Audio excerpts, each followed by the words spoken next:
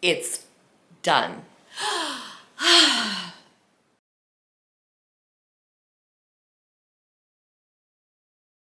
Okay, friends, it's finally time to finish, or, well, yeah, I think by the time this video is over, this project will be finished.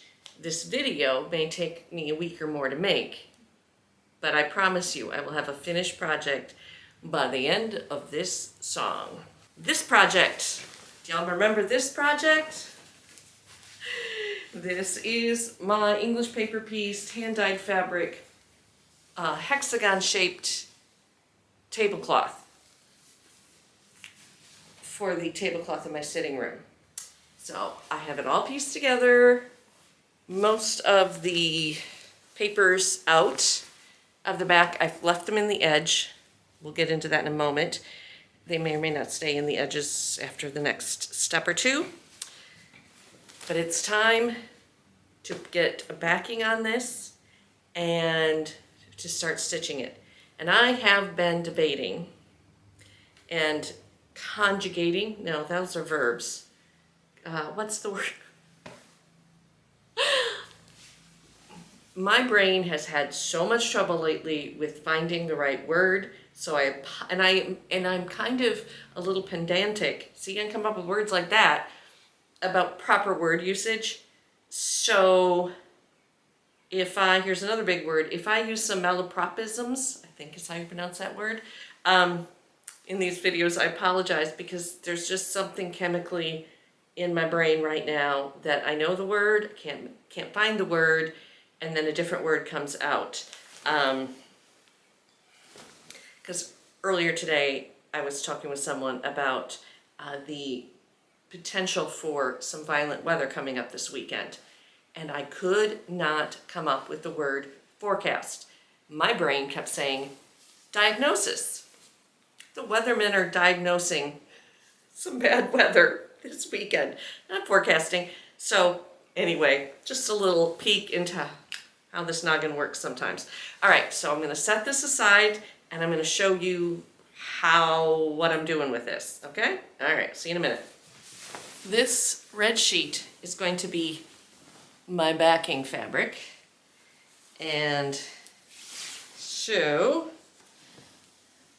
I'm going to lay it out on the floor. It's the only place I have. It's really big enough to stretch this out the way I want it.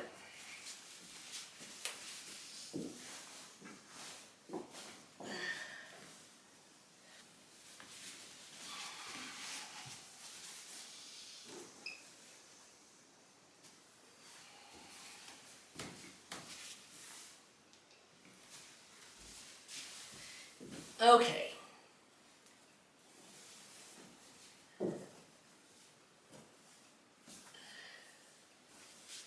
Now, I'm going to take some blue painter's tape and tape down the edges of the sheet so it stays smooth, wrinkle-free, flat when I put the topping, the pieced piece on it.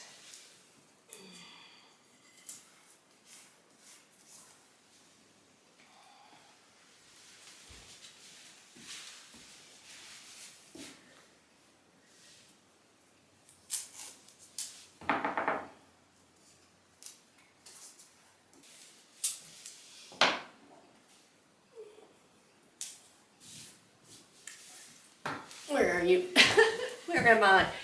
Okay, so it does not need to be like drum tight, just tight enough, stretched out enough that there aren't any major wrinkles or things, and also to hold it in place when you put the quilt top piece on.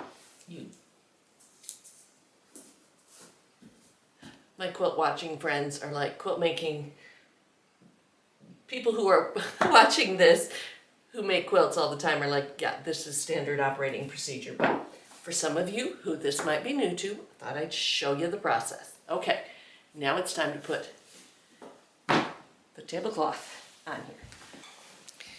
Now I'm going to take this piece and I'm going to put it right side down on top of my backing. And hope my sheet is wide enough for this. I had a different sheet that I wanted to use, and then I realized I had used it for something else. So this is second choice. Oh, are we? No! No, it doesn't fit.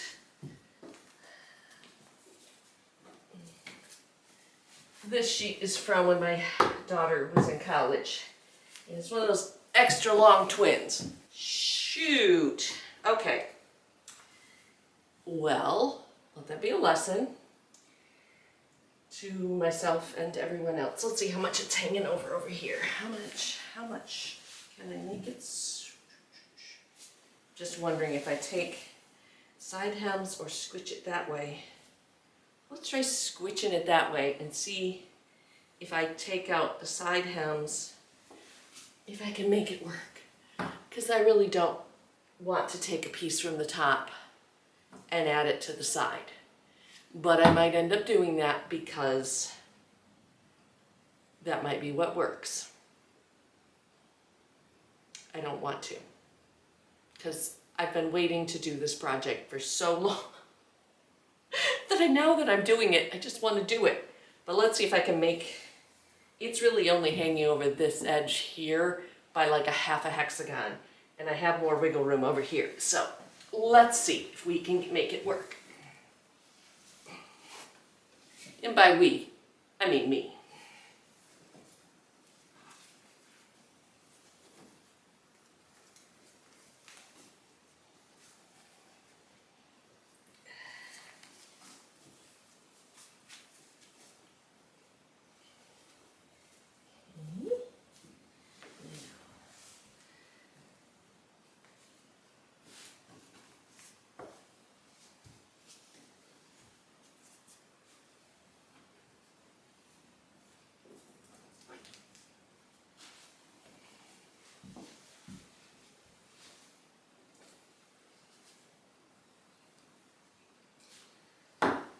I should also say, for all my non-standard quilting friends, this is not how you back like a quilt that's going to have batting in it. But this is how I've decided to do this one, because I don't want to square up my hexagon edges. I want to keep the shapes all the way around.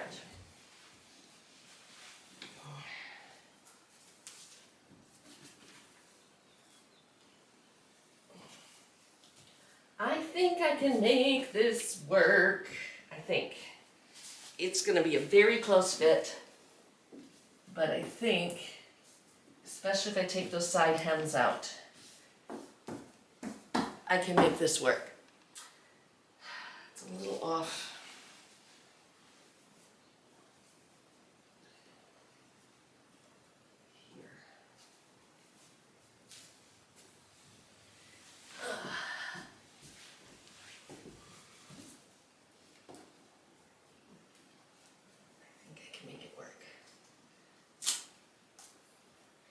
I'm getting a cramp. Okay.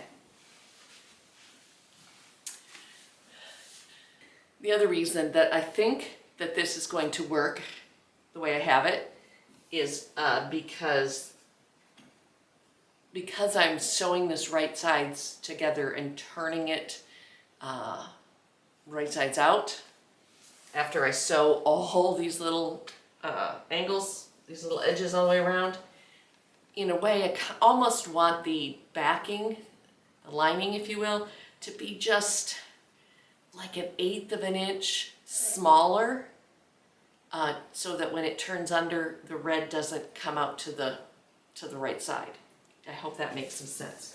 So I think if I really pull these edges out and have it be tight, I was going to tell you when I was laying it out, it didn't have to be drum tight, but I do think if I pull it as tight as possible to get any little wrinkles out, and then I'm going to go ahead and baste it right now. I'm not going to pick it up and take out the hems and press it.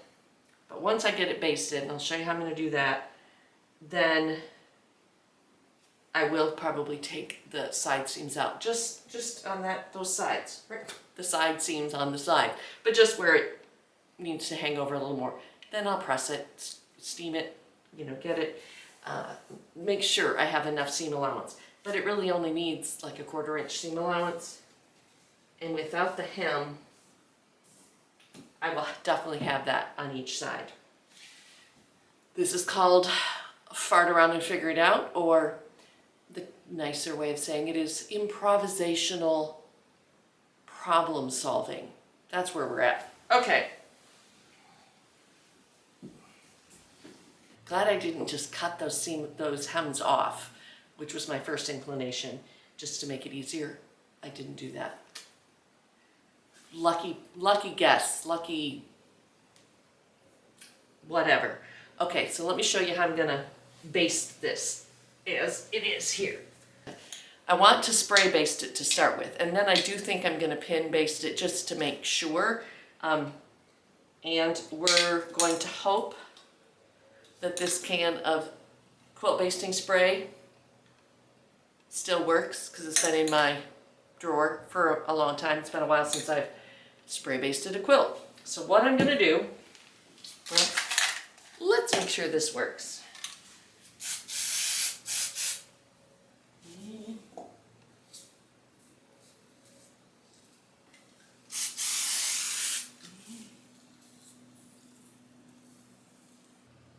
Okay. No!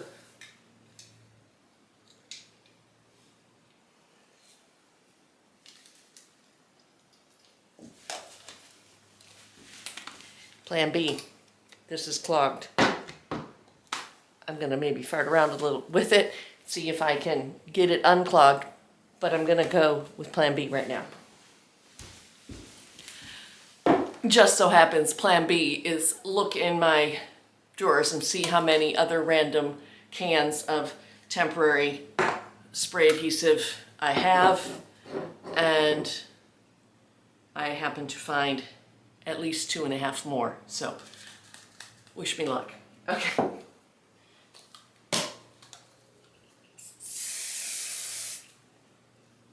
Winner. Okay. What I'm gonna do is I'm gonna take my top and I'm just gonna gently fold it back, not moving it at all, to about the halfway point. And then I am going to spray this spray adhesive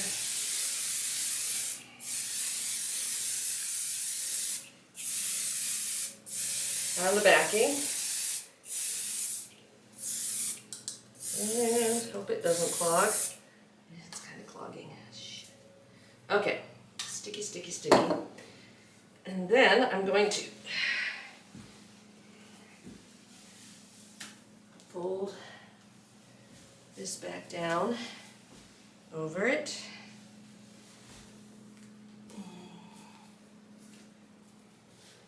And press it into place. Make sure there's no wrinkles.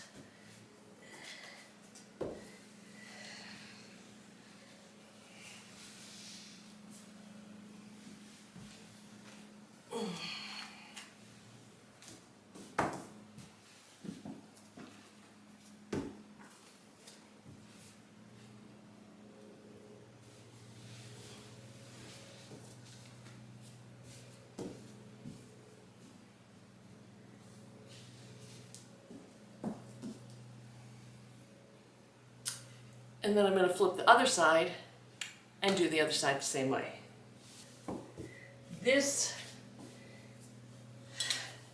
type is really more for machine embroidery, attaching your piece to the stabilizer. But I'm hoping I'm not ruining months and months and months of handwork here by using it for this.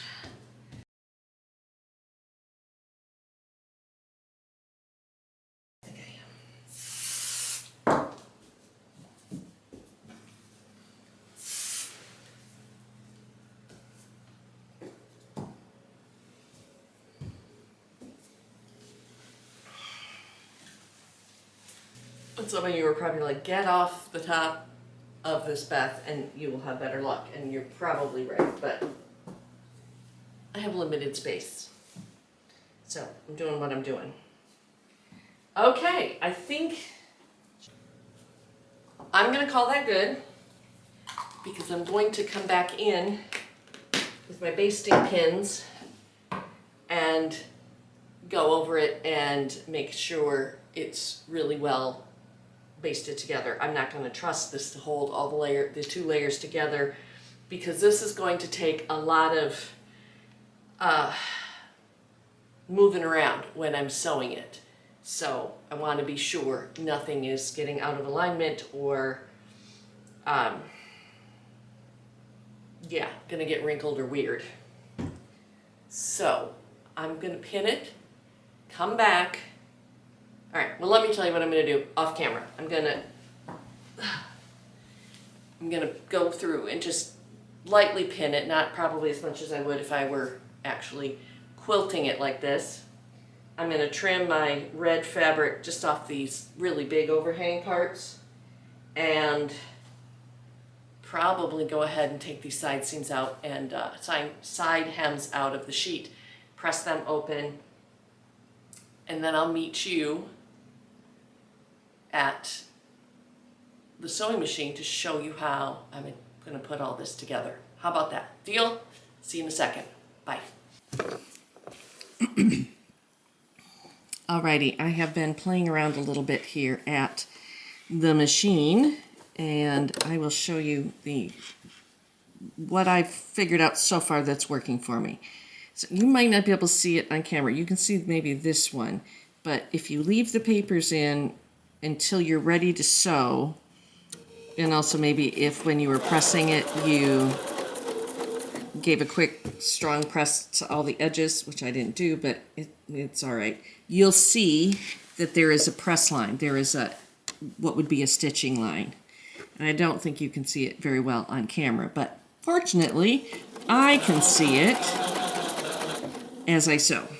Now, trying not to bump the camera too much as I negotiate. So these intersections were giving me trouble. I was trying to figure out the best way to make them work. And what I've discovered is if I leave this one, the one I'm on currently, folded back, and then I open this one up and I aim for where the two meet. Right there.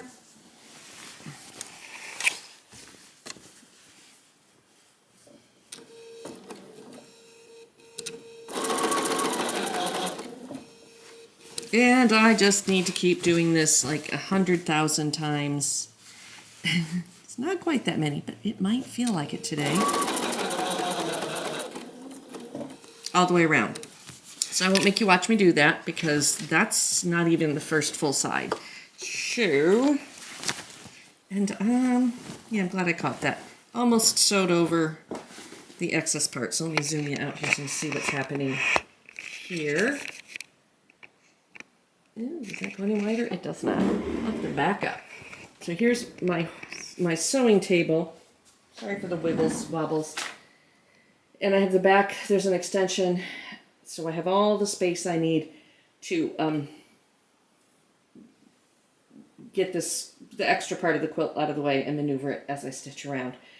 I just thought I'd do a brief little face-to-face today while I'm working on this because like I said, this is going to take me more than a day or two to finish. So I'm making this video in little segments. But today, as I'm filming this, a good portion of the country, but especially Alabama, which of course is the only thing I'm paying attention to right at the moment, is forecast to have some severe weather tomorrow. And I'm not thrilled with the idea. They're saying I don't remember, the like 2011, 2014, I guess there were some, I didn't live here then, bad spring storms come through, but I did live through one tornado here in central Alabama, and that was bad enough. So I'm a little anxious. So that makes me my energy levels here a little chatty, and chattery. So I'm trying to sew to keep my mind off of things and to get the machine sewing part done before potentially we lose power for a few days. Who knows? Because I do think, not that by the time this video comes out, the decision will be made and the work will probably be done. But as of this moment, while I'm sewing the machine, sewing the edge, I'm leaning toward hand quilting this. Even though I really, really wanted to get done, and I feel like machine quilting, I could do it in an afternoon. I put so much handwork into this already by the English paper piecing that to just quickly walking foot machine quilt it just to get it done doesn't seem like the right thing to do. But anyway, I'm going to go back to this to keep my mind off what's going to happen outside that window in the next 24 hours. And again, by the time you see this, we'll know.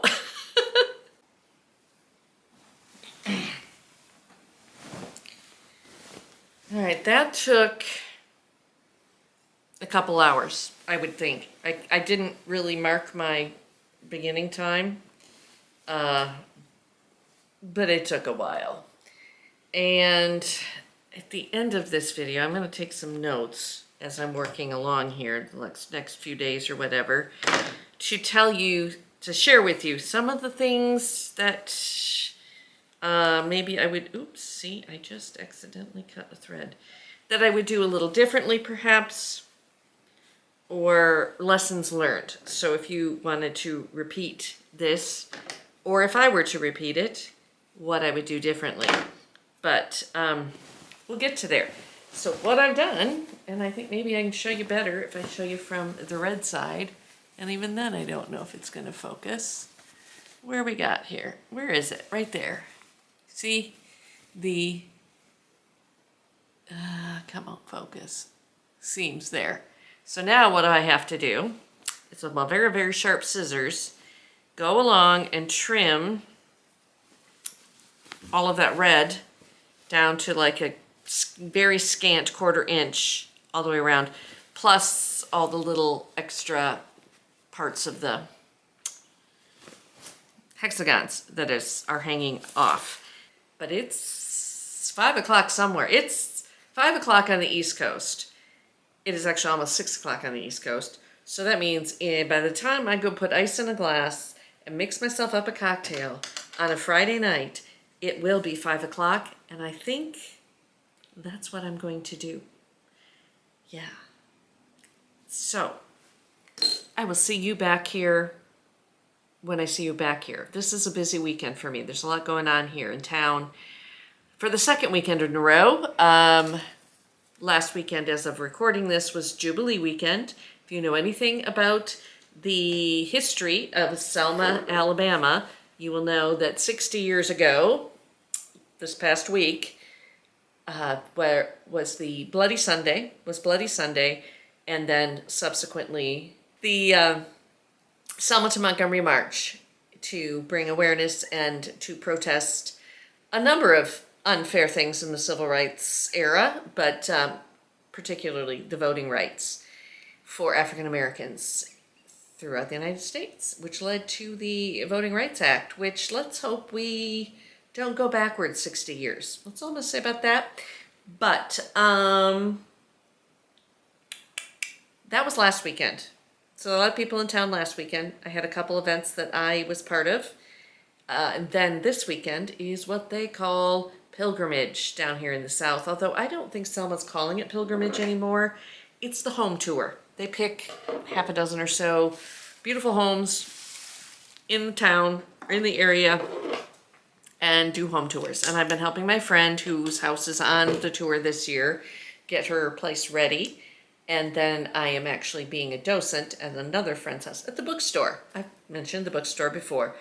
It is now in an old home. And this year's homes, not that any of you, well, this won't even come out before the weekend because it's tomorrow, but all the homes featured in this year's pilgrimage were homes that were damaged by the tornado, the 2022 tornado, and no, 2023 tornado. See, I don't know what year it is. And have been repaired and restored. And that includes 3 of my friends, and one of my friends has 2 houses in that category that are on the home tour. One is his bookstore and one is his house. So, yeah, I've been busy, but it'll be a minute till I get back to this project. So it is officially, no it isn't, I didn't talk that long. All right, see you in a minute. Okay, it is like a little after 5, so the drink is poured but hasn't been drunk yet. I just wanted to share a couple things real quick before I call it a day. I just pressed this all so that, well, that's not a good spot because that's where it's gonna turn, but all the seam allowances of the hexagons along the edge flat, so that when I trim, which I'm going to do from this side because I can see the stitching line better, they will also get trimmed. I hope that makes some sense. I'm tired. It's been a long week, but I do want to finish this part of this.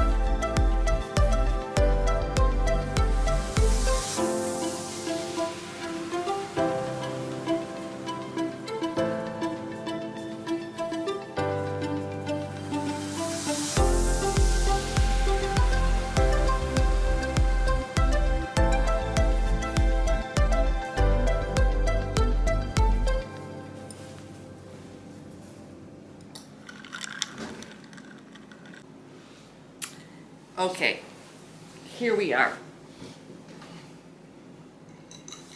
Only half a cocktail in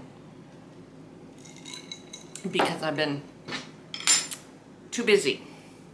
So, and I mean, it's well after 6, so just because, you know, time is irrelevant when we get on the internet. Let me just say where I'm at right now. It's turned around, turned it right side out, pressed along the edges. But this is one of the things that I am noticing, which I kind of anticipated, but, you know, here we are, is that it's all just a little bit sticky. And that's not good. Because, one, it's picking up every little piece of thread, cat hair, my hair, scraps of, you know, little bits of fabric, because there's a lot, because I just trimmed a whole lot of little seam allowances.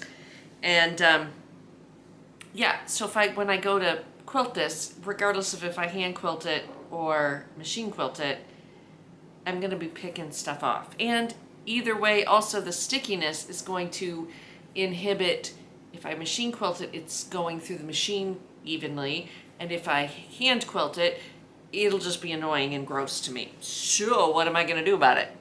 What are you gonna do about it? This is what I'm gonna do about it.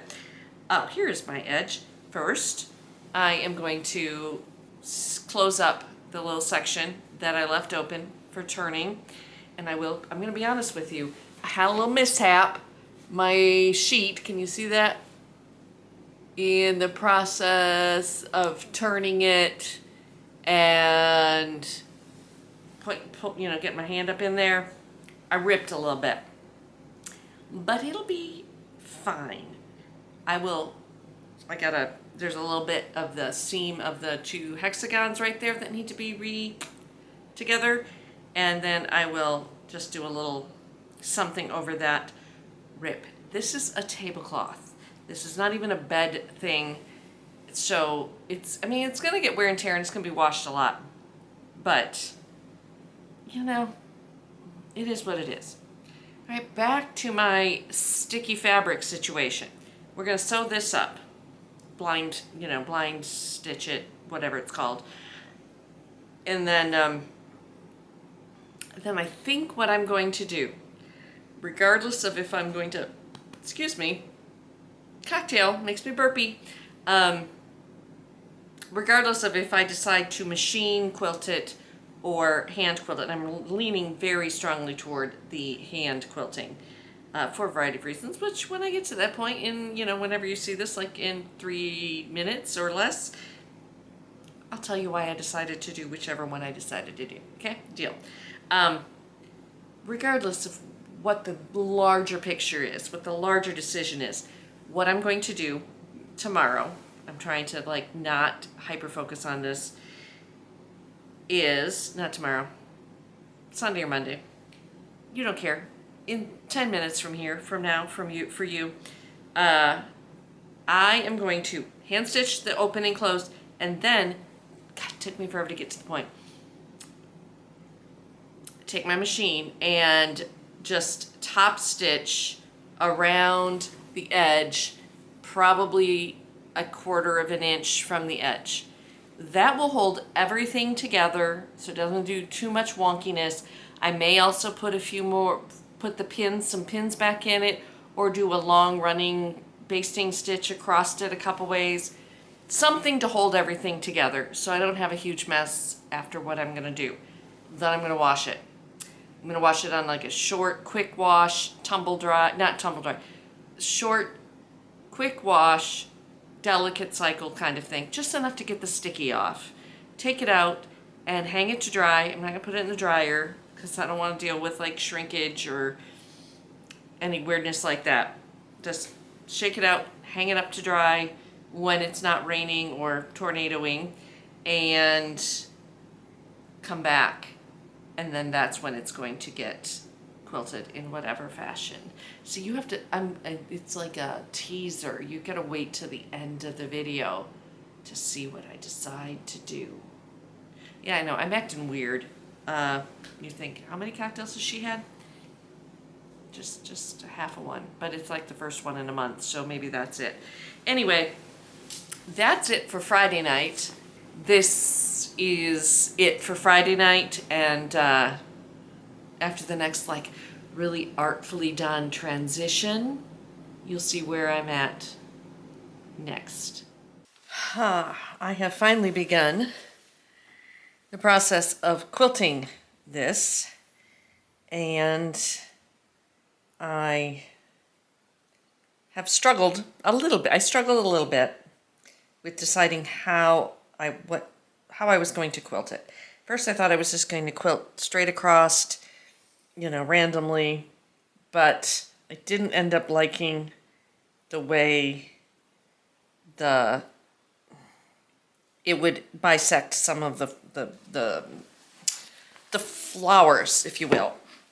So I decided to try something different. And so what I am doing is I am quilting around each, I'm calling them flowers. I don't know if that's what you call them, if that's what most people call them. Just inside, so that when two meet, you will have a double row of stitching, one on each side of the seam. And then I am intersecting each flower with 3 lines so that it divides the centerpiece into, there we go, like that. So I am working my way around and having a go at hand quilting again. So I vowed at one point that I would never hand quilt anything again. And really the only thing I have done a lot of, the only project I've ever hand quilted, like a major quilt, was a twin size quilt that I made for my daughter. And she is now 31 years old, so it's been a minute. And since I've been doing all this slow stitching, I've kind of come back to appreciating a bit of hand stitching. So here we are. Now, my mother hand quilted pretty much every quilt she made, and even some she didn't make. I was fortunate enough to find I don't remember how many now, some antique quilt tops when I was in Illinois at an antique store, and bought them because they needed to be rescued. And she quilted a couple of them for me. I don't honestly, there's one that I think is still at her house somewhere. And but anyway, the point is, she used to hand quilt all of her quilts.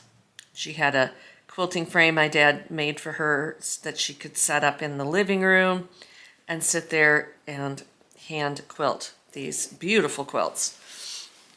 And she didn't just do a basic running stitch across things. She did, the feathers and I don't even remember, but they were beautiful, every single one of them. And that was her way. It was just like how my stitching is for me. It's a way to relax and bring something beautiful into the world, other than her 3 beautiful daughters and all the grandchildren she had. But anyway, I digress. But I remember watching her hand quilt, and she had the perfect rocking stitch and could quilt extremely tiny. If you consider that each edge here is 1 inch, I'm getting about 4 stitches per inch on a good side. She probably was getting 12 to 14 stitches per inch. But I'm not trying to do that kind of quilting.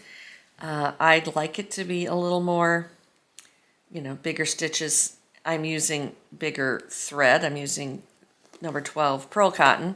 So you're never going to get teeny tiny stitches with the kind of needle you need for that. And I'm okay with it. So another hand quilting related story from my mother and my grandmother. Now, this is my paternal grandmother, so my mother's mother-in-law. I have a vague memory, I was pretty young, of them quilting a quilt together when I was quite young, and it was set up over at Grandma's house, not our house. But I remember them doing it.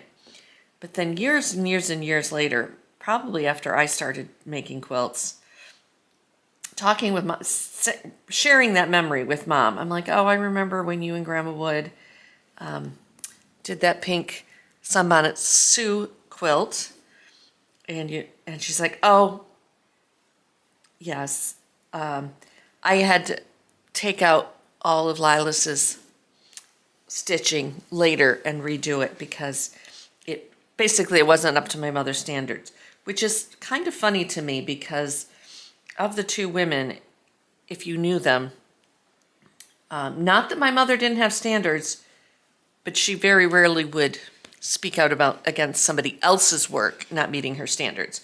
But Grandma Lilas, she'd let you know if you didn't do it right. Let's just say.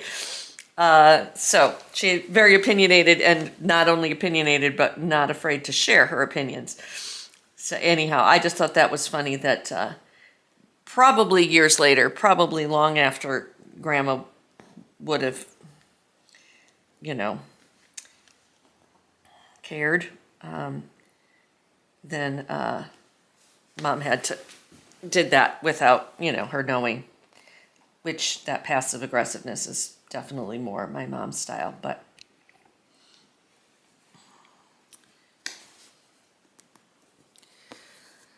so some of the things that I have discovered through doing this project, at least we'll talk about this part, the quilting part of it, is that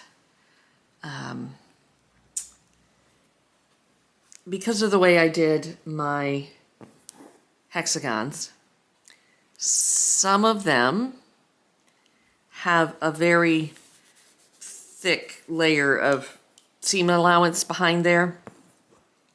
And so sometimes getting the nice even stitch is really difficult. So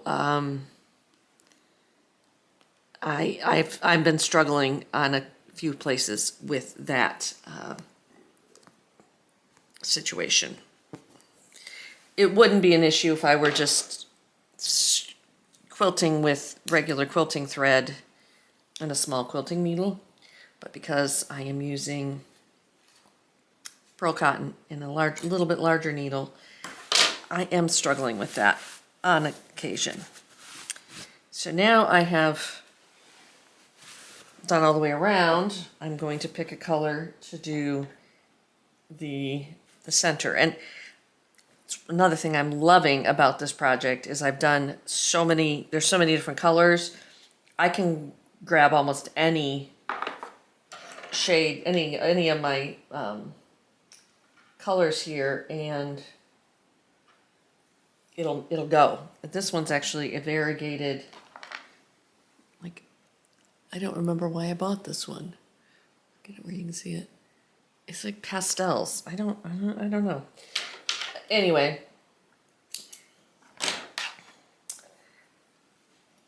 you can use a variety of colors, and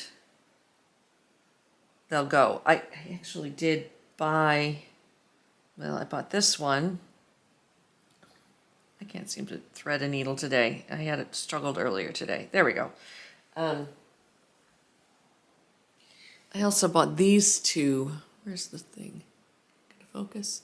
Variegated ones. This one is kind of grays and shades of blue, and this one has pinks and greens and kind of a muted color. I love them. They're very pretty. Thinking that I would just use those only, but then I got into some of these bright ones and decided, oh no, I need to just use whatever one strikes my fancy. Anyway, let's get my hand here, show you how I'm doing this. I have been struggling with the knotting and starting new threads, and this is the way I was taught. Put a small knot on the end, and then just pull it through. And sometimes it works, sometimes it doesn't. Obviously, it works much better with a smaller thread.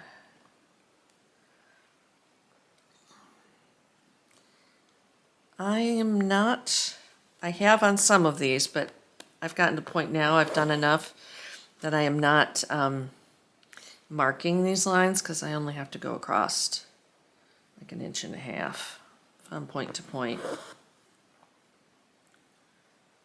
So like these intersections where there's a little bit thicker fabric, it's a little tougher to get a nice size stitch, but I have a saying, I probably have said it on here before, good enough for who it's for. And that means that if I'm making it for myself and there's a little bit of a creative decision needs to be made, and it's good enough, I'm not gonna see it, it's not gonna matter. It's good enough for me, it's good enough for who it's for. Now, if I'm making something for sale or a gift, something like that, hey Maeve, crazy kitten, then it's for someone else and it has to be a higher caliber. So,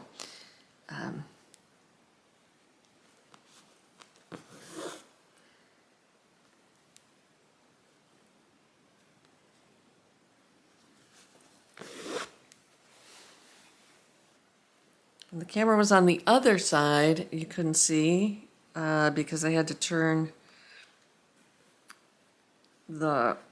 I had, this way because I'm right-handed, but now my hand is in front of what you're seeing. Guess I can't win for losing, right?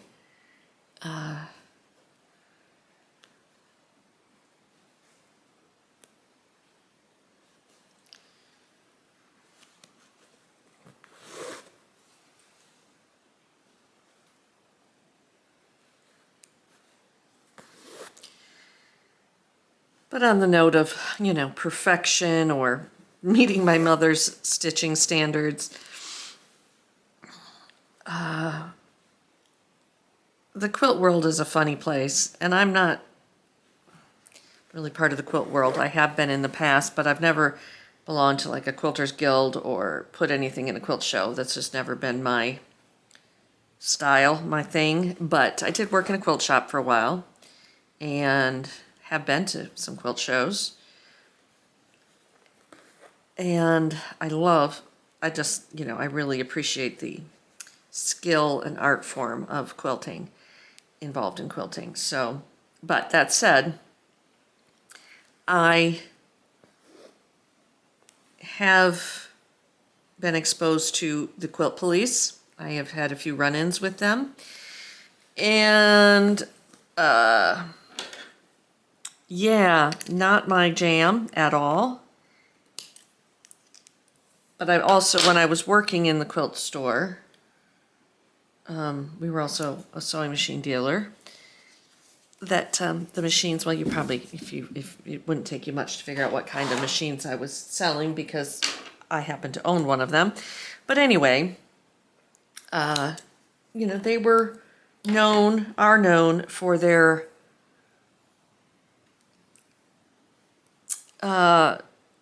impeccable workmanship and, what's the word I want? Precision. There we go.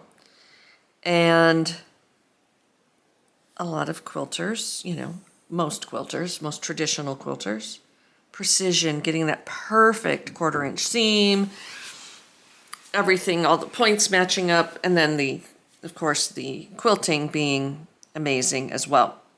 Well, that's the quilting world that I was the most familiar with and not particularly comfortable with because, I'm not really always that. See, I got a thick spot here. Done is better than perfect. I've said that one a number of times. Anyway, but I thought that that's what you had to, that's how I was taught. That's how I was surrounded by. And then I moved here. And I've been more exposed to the women and their art of the Gee's Bend quilters.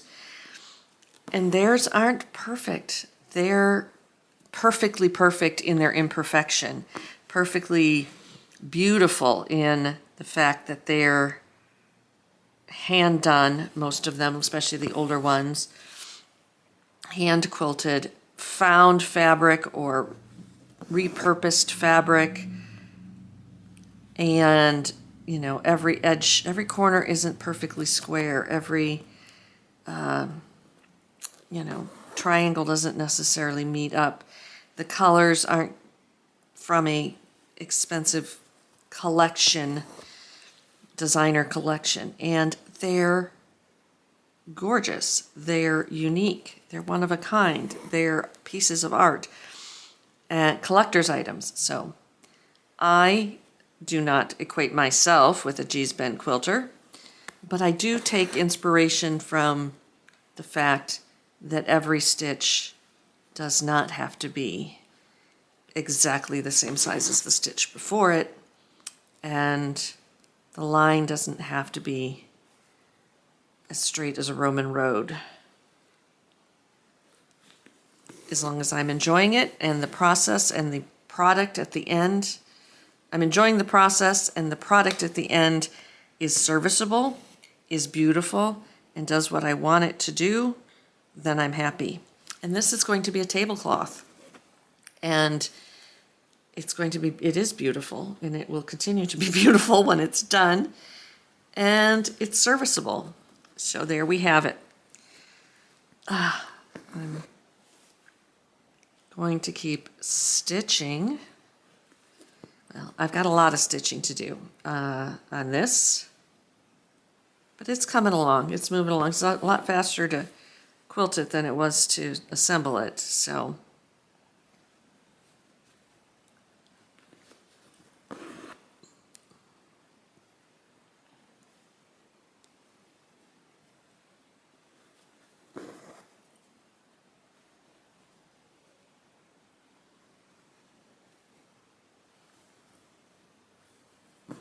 and I am wearing a thimble. I think in a recent video I talked about that I don't like to wear thimbles, and that is true, but with this kind of sewing, and because there's some areas that are really thick, I kind of feel that I had to go find my thimble.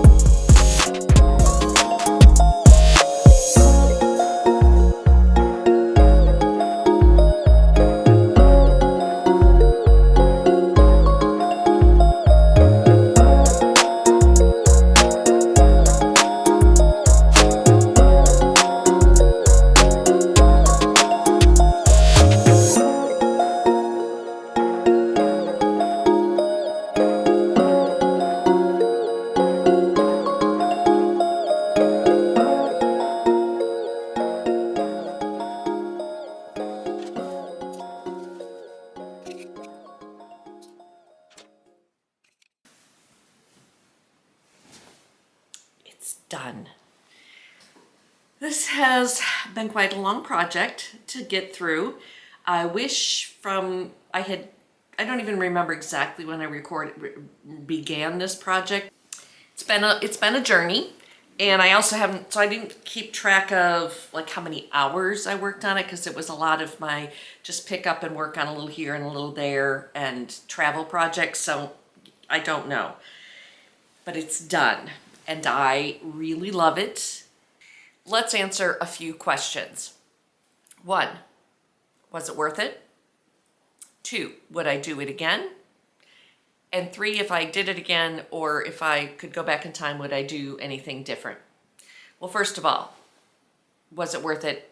Do I love it? The answer to that is unequivocally yes. I love it. It was totally worth all the time and work, because again, it was one of those projects that I could just pick up and do a little bit at a time, and it kept me engaged as I worked on it, and I wanted to see the finished project. So for me, that's a winner, and I love the finished project. I love the way the eclectic colors and the use of all my hand-dyed fabrics.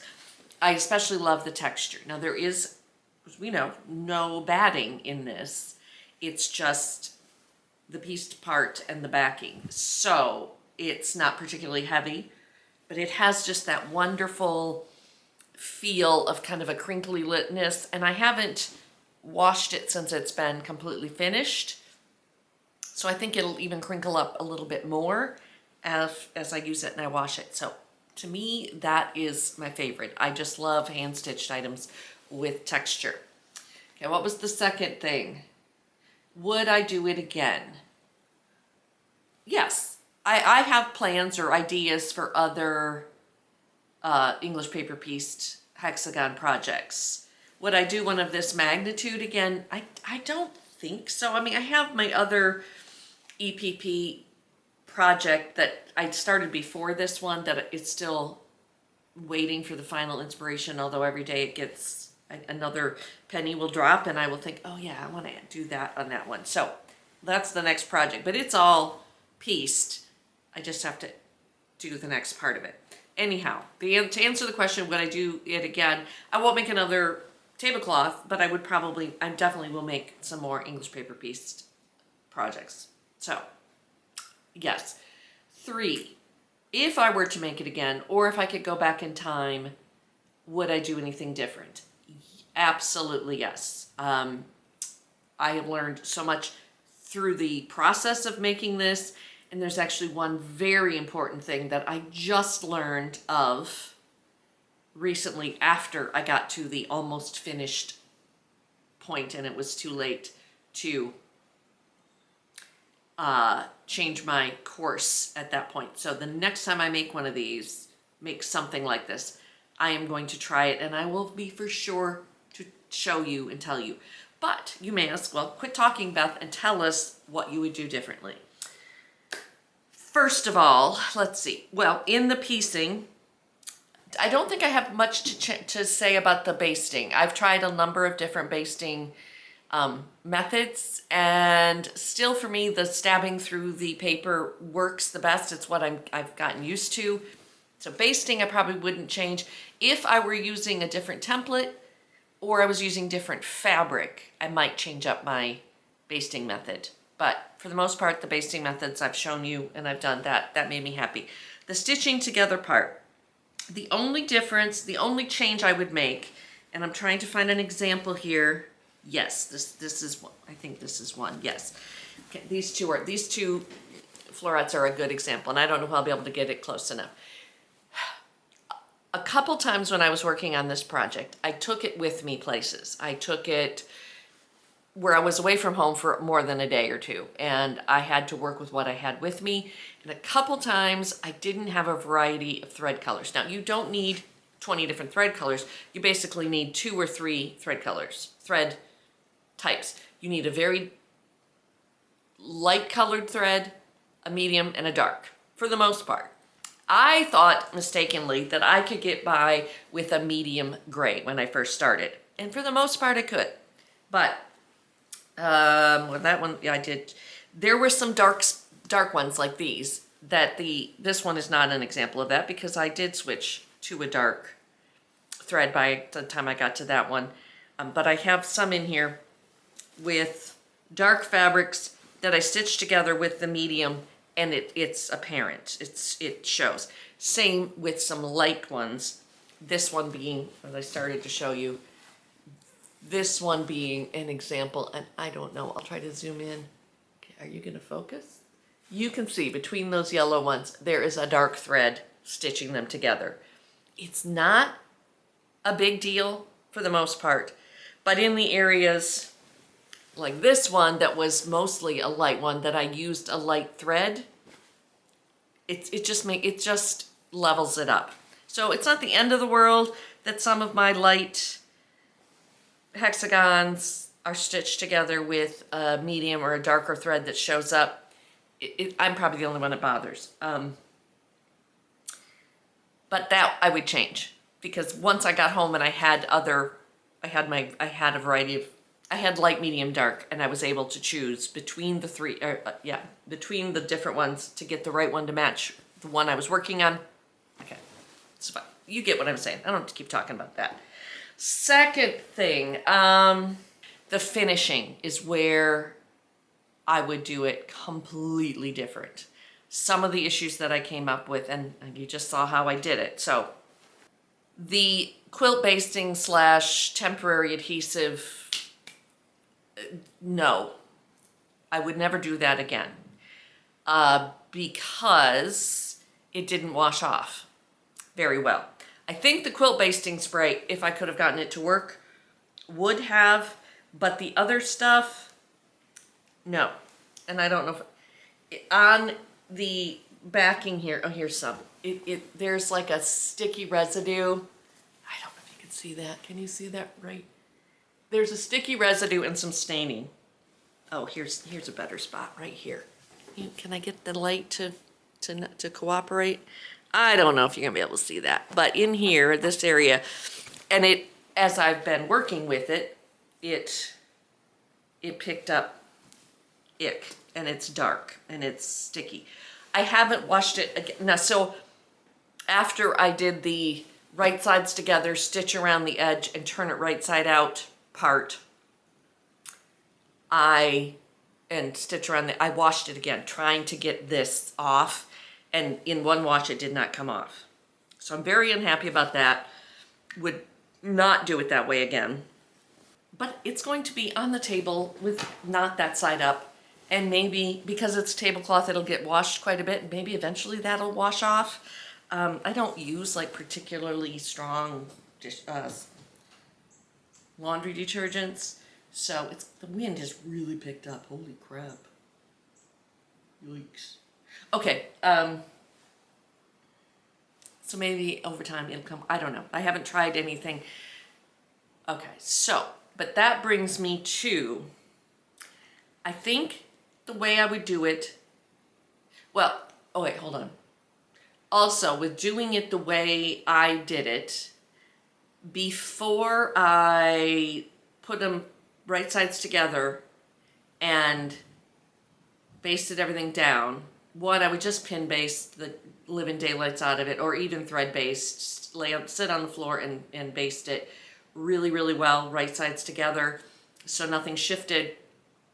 And then around these edges, when I took the last row of paper templates out, before I took the paper templates out, I would, and actually I didn't take them out until I only took out a few at a time as I was stitching the edges, but I would have spray starched and pressed the living daylights out of each point around the paper template,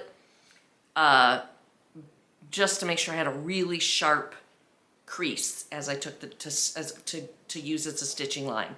I did okay, but it could have been better, and there's some areas where it's a little wonky. Of course, I won't be able to find one right now, but oh yeah, that one right there. That one's a little wonky. Again, it's not critical, but I would have done it. But because I won't do it that way again, it doesn't really matter, I think. Like I said, when I was right at the very end of this project, like I only had like the outer part to still quilt, I came across a different method. And I was thinking I was going to try to just make one circle and then make a sample to show you, but I think it's going to be its own video at another time. But basically, it's kind of a facing method. And I think also at that point I was like so done with stitching together hexagons that I didn't want to give it a go. But you make another row of hexagons and you stitch them right sides together with the row that's here, and then turn them to the inside and baste them down, or whip stitch them, or line stitch them down. So the back, I should show you where you can see it, the back would have another row of hexagons as a facing around it. Again, it's hard to describe, but and probably not real easy to do, but I'm going to give it a go on another project at some point, or a sample project, and show you how to do it. That way, if I did it that way, it's almost like binding a quilt, but you're binding the quilt with hexagons, and you keep the jagged edge, the sawtooth edge. But that way I could, when I went to sandwich things or to back things, I could put the backing down, wrong side up, put the top on it right side up so the wrong sides are together, which using a sheet doesn't matter, but you know what I'm saying. Baste everything, do all my quilting, and then if I had any wrinkles or puckers in the backing, I could work them out, and then finish the edge, like you do with any other quilt, or most other quilts. Because, and again, it doesn't matter that much to me, but if I were doing, the quilt police it would be a life sentence. I would get a life sentence for not doing it right. I'm trying to find her. I know there's one area. Where's that red one? Is it that red one? No, it's this one. Okay, this was the last one I did. Oh, it doesn't even show. No, it shows on the front. So, okay. This one, this kind of pinky rosy one, is very puckery on the front, and I don't know if you can see. Again, there's like excess fabric because it just didn't lay right. And then there's some things on the other side where there's actual almost pleats in the backing because there was excess. Here we go. Backing fabric that kind of got, I don't know. It's not smooth, it's not perfect, but I don't care. And if I did the faced method and basted better without spray basting, it would have worked better. Now, I'm not saying spray basting is a bad thing overall, because normally when you spray baste, you have batting in there, and you're spraying the spray on the batting and then smoothing the fabric down over it. But it's all on the inside. It's not on the right side of the fabric. Thank God I didn't spray this side of the fabric, or I would have been really upset. So if you use it the way it's designed and you use the quilt basting spray and not the temporary adhesive that you use for machine embroidery, it would probably work. It's going to work fine. But I basically used it off-label, not the way it's recommended or the directions say to use it. So it was my own fault. I have to live with that decision, but let my mistake be your lesson. And yeah, don't do that. Don't spray just don't do it that way. So final words. This might be my favorite project, I can't say in my whole life, but in a very long while. One, because I finished it. And it was, I wasn't following somebody else's idea. I was my own kind of, not invention, obviously I didn't invent English paper piecing, but to make it as a tablecloth, all the things, it's for my house, it's for me. I'm not even having words right now for this, but it's definitely one of my favorite, it's in my top 10 probably all-time favorite projects, and probably because I've forgotten half of those the projects I've done, maybe that's why. But anyhow, it's using my hand-dyed fabrics. It ticks a lot of boxes, so I'm very happy with it, and it was fun to do. It was the kind of project, long-term project that I like, that I like to see the progress as I go. It doesn't get mundane. Sometimes some things like Afghans and stuff can get, if you're making the same granny square over and over again, you get a little bored, especially if it's the same colors. So the fact that I was using different colors for each rosette, so coming up with different color combinations and that kind of thing, that is big for me. And once I got started, especially once I started assembling the cloth itself, all the parts together, to watch it grow and watch it change, and it kept me wanting to come back and finish it. So that's a big win for me, that I didn't get bored and just want to set it aside. And then the finished colors, the finished texture, it's something I'm going to be able to look at every day and be happy with. That is also a win. It's not something that, oh, I finished it, now I'm gonna go fold it up and put it in the closet, or it's gonna be a useful item. So I think it was a winner. It's when at the end of the year, when I get to show you all everything I did all year long, this one's, let's see if this is in the top, is the number one spot. I usually don't rate them, but maybe this year I will. Anyhow, thanks for being with me. I'm sure this is a very long video. I haven't started putting it together yet when I'm recording this, but I'm gonna start putting it together now. Anyhow, thanks for sticking with me. Thanks for watching this project grow and, become its most beautiful self, because I've already said I loved it like 20 times. Thanks for watching. Thanks for following this project along with me, and I hope you love it as much as I do. I mean, you don't get to put it on your dining room table, so, I win that argument, but anyway, I hope you enjoyed it, and maybe it's inspired you to want to do something like this for yourself.